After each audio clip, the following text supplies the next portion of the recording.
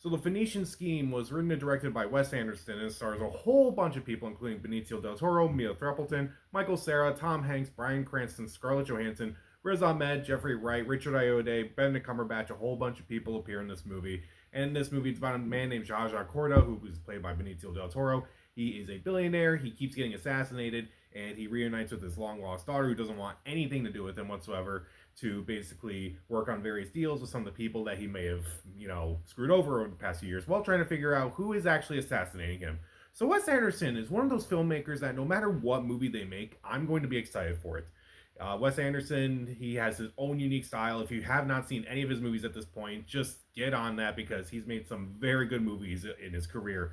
I still love Fantastic Mr. Fox, Grand Budapest Hotel, Moonrise Kingdom, Isle of Dogs, Royal Tenenbaums. He's made a lot of incredible movies over his career, and no matter what movie he does, it's going to be exciting. But I was a little apprehensive because, admittedly, I have not been the biggest fan of his last couple movies, like The French Dispatch, which I thought was enjoyable, even though I do have the Blu-ray. I definitely see it as a Wes Anderson parody rather than a Wes Anderson movie, if that makes sense. Asteroid City, which I thought had an incredible cast, I just felt like most of them were just very underutilized. I felt like it was trying to do way too much. And this movie looked like it was going to be a little bit more fun, kind of more in line with Wes Anderson and like what his style is like and his version of storytelling and such.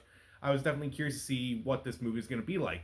And for the most part, I think this is more of a return to form for him. But I also feel like there's some hiccups here and there.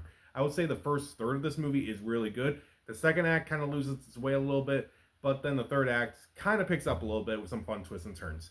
So let's start off with what I do like about this movie. First off, I do think a lot of the actors are fantastic in this movie. Benicio del Toro, I thought he was really good in this movie.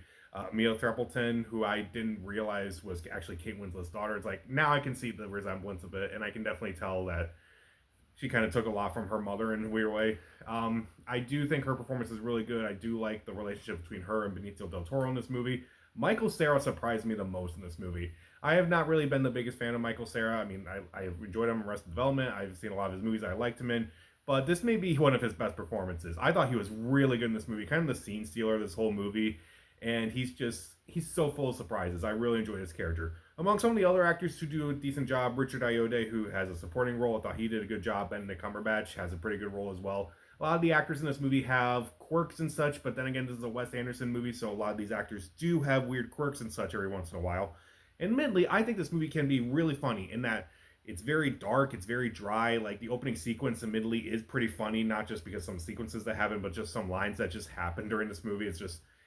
It's pretty funny. The first third of this movie is pretty funny. The second act, not so much. The third act definitely picks up a little bit. And I think that's also what I enjoy about the movie too, is that the first and third act are probably the best of the movie, where it's like the first is like just setting things up and it's actually really funny and they kind of have like a lot of natural quirkiness, which I really enjoy from Wes Anderson's movies and such.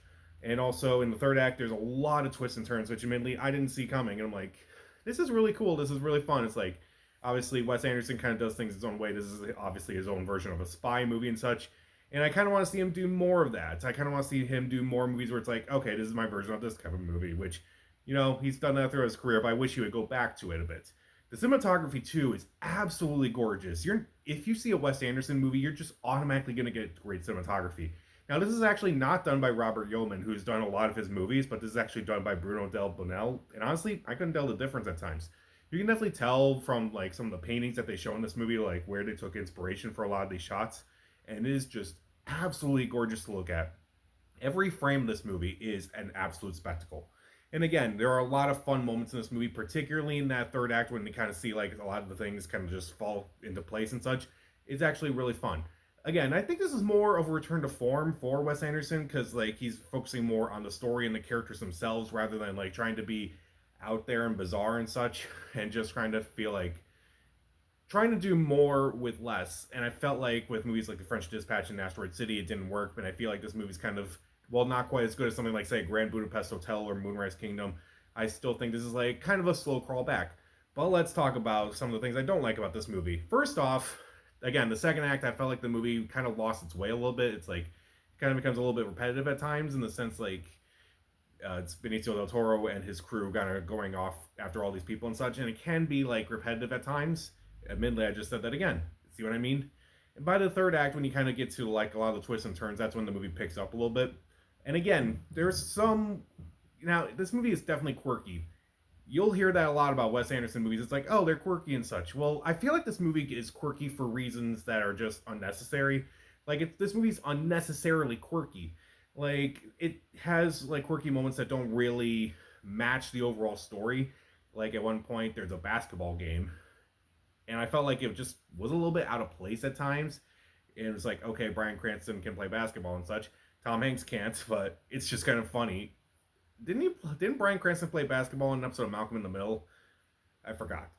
And also, I do think there are some weird relationships in this movie, which you'll see when you get to there. One involving Benicio del Toro, which is like, okay, that's kind of crossing a line a little bit. Why would you do this? I think that's a bit too far.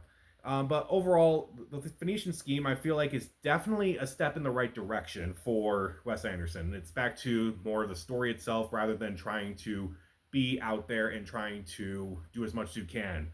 And I feel like this movie, while not quite in line with some of his best work, I definitely feel like it's a lot better than some of the movies he's done in the last couple of years, like Asteroid City.